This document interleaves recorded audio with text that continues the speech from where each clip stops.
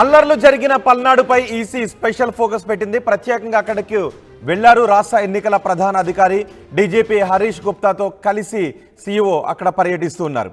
అల్లర్లపై collector కార్యాలయంలో సమీక్ష నిర్వహిస్తున్నారు.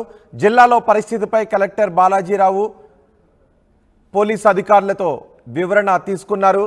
నర్సారావుపేట మండలం కాకాని జేఎన్టీయు కళాశాలలో కౌంటింగ్ కేంద్రాన్ని పరిశీలించారు అధికారులు. కౌంటింగ్ కేంద్రం దగ్గర సీసీ ఫుటేజ్ను పరిశీలించారు. రిజిస్టర్ మెయింటైన్ చేయాలి అని అధికారులకు సీఈఓ ఆదేశాలు జారీ చేశారు. కౌంటింగ్ కేంద్రం దగ్గర ఏర్పాట్లు, బందోబస్తుపై టీడీపీ ఏజెంట్లతో మాట్లాడి ఆరా తీశారు ముఖేష్ కుమార్ మీనా. దీనిపై మరింత సమాచారం మా ప్రతినిధి రామారావు అందిస్తారు. రామారావు, అల్లర్ల నేపథ్యంలో కౌంటింగ్కి సంబంధించి ఎటువంటి ఏర్పాట్లు చేస్తున్నారు? రోహిత్, ప్రధానంగా రాష్ట్రంలో ఎన్నికల సమయంలో పోలింగ్ తర్వాత కూడా జరిగినటువంటి అల్లర్ల నేపథ్యంలో పల్నాడు జిల్లాలో కౌంటింగ్ కి సంబంధించి ఏర్పాట్లపై ఏదైతే ఎలక్షన్ కమిషన్ హరీష్ కుమార్ మీనా అలాగే డీజీపీ హరీష్ కుమార్ గుప్తా వీళ్ళిద్దరూ కూడా పర్యటించడం జరిగింది. నరసరావుపేట కలెక్టరేట్ లో ఎస్పీ మల్లికా గారికి అలాగే కలెక్టర్ శ్రీ బాలాజీతో కలిసి సమావేశం నిర్వహించారు. కౌంటింగ్ సెంటర్ అయినటువంటి ఏదైతే జేఎన్టీయు కాకానటువంటి జేఎన్టీయు ఇంజనీరింగ్ కాలేజీకి వెళ్లడం జరిగింది. అక్కడ కౌంటింగ్ కేంద్రాల వద్ద ఎలాంటి భద్రత ఏర్పాటు చేశారన్న దాని మీద కూడా పూర్తి స్థాయిలో పరిశీలించడం జరిగింది. అలాగే కౌంటింగ్ కేంద్రాల వద్ద ఎలాంటి భద్రత ఏర్పాటు చేశారని పల్నాడు ఎస్పీ మల్లికా గార్గ్ను అడగడం జరిగింది. దీనికి సంబంధించి 4 అంచెల భద్రత ఏర్పాటు చేస్తాం. జనరల్ గా కౌంటింగ్ సెంటర్ల వద్ద 3 అంచెల భద్రత ఏర్పాటు చేస్తాం. అయితే ప్రస్తుతం ఉన్న ఉద్రిక్త పరిస్థితుల దృష్ట్యా 4 అంచెల భద్రత ఏర్పాటు చేశాం.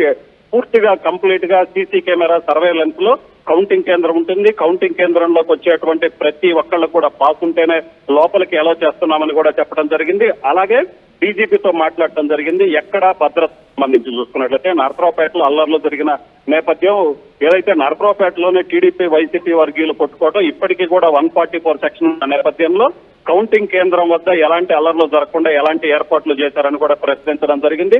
అలాగనే ఎవరైతే రౌడీ షీటర్లు కావచ్చు, ట్రబుల్ మాంగర్స్ ఉన్నారో వాళ్ళందరికీ మీద ఎలాంటి చర్యలు తీసుకున్నారని కూడా ఆ ఎలక్షన్ కమిషనర్ ముఖేష్ కుమార్ మీనా అడగటం జరిగింది. వీటన్నిటికీ సంబంధించి డీజీపీ హరీష్ కుమార్ గుప్తా అలాగనే పోలీస్ తీసుకున్నటువంటి పూర్తి స్థాయిలో చర్యలను వివరించడం జరిగింది. దీంతో పాటు చూస్తున్నట్లయితే కౌంటింగ్ కేంద్రం మొత్తం కూడా పరిశీలించారు. కౌంటింగ్ కేంద్రం వద్ద ఎలాంటి భద్రత ఏర్పాటు జరిగిందనేది ఆయన పూర్తి స్వయంగా పర్యవేక్షించడం జరిగింది. అదే సమయంలో కౌంటింగ్ కేంద్రంకి ఒక టీడీపీ ఏజెంట్ కూడా రావడం జరిగింది. సో టీడీపీ ఏజెంట్ తో మాట్లాడటం జరిగింది. కౌంటింగ్ కేంద్రం వద్ద ఎలాంటి బందోబస్తు ఉంది అంటే వాళ్ళకి సంబంధించి ఇంకేమైనా సూచనలు ఉన్నాయని కూడా అడగటం జరిగింది. దీంతో పాటు పూర్తి స్థాయిలో నరసరావుపేటలో కౌంటింగ్ కేంద్రం వద్ద కావచ్చు, ఎన్నికల కౌంటింగ్ సమయంలో జరిగే ఎటువంటి ఇబ్బందులు తలెత్తకుండా ఎలాంటి ఏర్పాట్లు చేశారు, ఎలాంటి చర్యలు తీసుకున్నారు అన్న దాని మీద కలెక్టర్ కార్యాలయంలో అధికారులతో సమీక్షా సమావేశం నిర్వహించడం జరిగింది. ఎట్టి పరిస్థితుల్లో కూడా పోలింగ్ రోజు జరిగినటువంటి ఘటనలు మళ్లీ రిపీట్ అవడానికి వీల్లేదు. ప్రశాంతంగా కౌంటింగ్ జరగాలి. కౌంటింగ్ తో పాటు కౌంటింగ్ తర్వాత కూడా ఎటువంటి అల్లర్లు జరగడానికి వీల్లేదు. పూర్తి స్థాయిలో ప్రశాంత వాతావరణం నెలకొల్లేలాగా ఏది కౌంటింగ్ తర్వాత కౌంటింగ్ సమయంలో కూడా సో అలాంటి జాగ్రత్తలు తీసుకోవాలని చెప్పడం జరిగింది. దీంతో పాటు కూడా ఎటువంటి గొడవలు జరగకుండా ముందస్తుగా అన్ని చర్యలు తీసుకోవాలి. అలాగనే కేసులకు సంబంధించి కూడా సీఈఓ మీనా పూర్తిగా అధికారులతో మాట్లాడటం జరిగింది. దాడులకు సంబంధించి కావచ్చు, ఎవరెవరిని అరెస్ట్ చేశారు, ఇంకా ఎవరైనా ట్రబుల్ షూటర్స్ ఉన్నారో వాళ్ళని అరెస్ట్ చేయాలా, వీటికి సంబంధించి కూడా పూర్తి స్థాయిలో సమీక్షలో మాట్లాడటం జరిగింది. ఎట్టి పరిస్థితుల్లో కూడా కౌంటింగ్ జరిగే సమయంలో కౌంటింగ్ సంబంధించి ఎవరినైనా ముందస్తు అదుపులోకి తీసుకోవడం, ఎవరిపైన ఆంక్షలు పెట్టడం లాంటివి చేసే అవకాశం ఉంటుందా?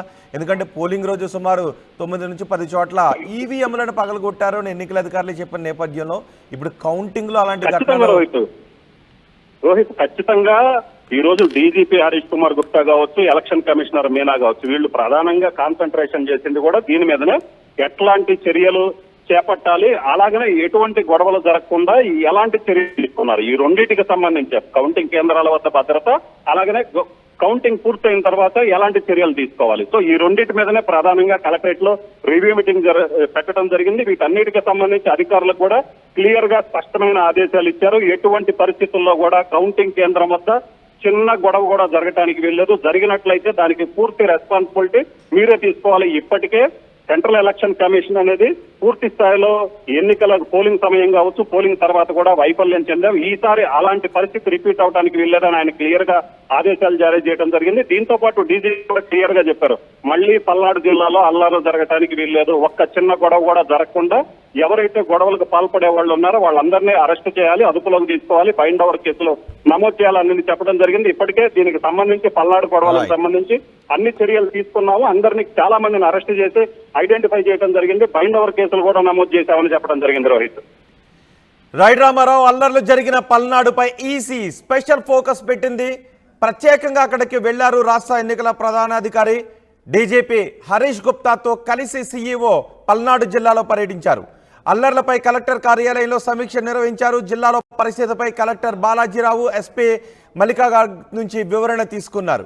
నర్సారావుపేట మండలం కాకాని జేఎన్టీయూ కళాశాలలో కౌంటింగ్ కేంద్రాన్ని పరిశీలించారు అధికారులు. కౌంటింగ్ కేంద్రం దగ్గర సీసీ ఫుటేజ్ పరిశీలించారు. రిజిస్టర్ మెయింటైన్ చేయాలని అధికారులకు సీఈఓ ఆదేశాలు జారీ చేశారు. కౌంటింగ్ కేంద్రం దగ్గర ఏర్పాట్లు, బందోబస్తుపై టీడీపీ ఏజెంట్తో కూడా మాట్లాడి ఆరా తీశారు ముఖేష్ కుమార్ మీనా.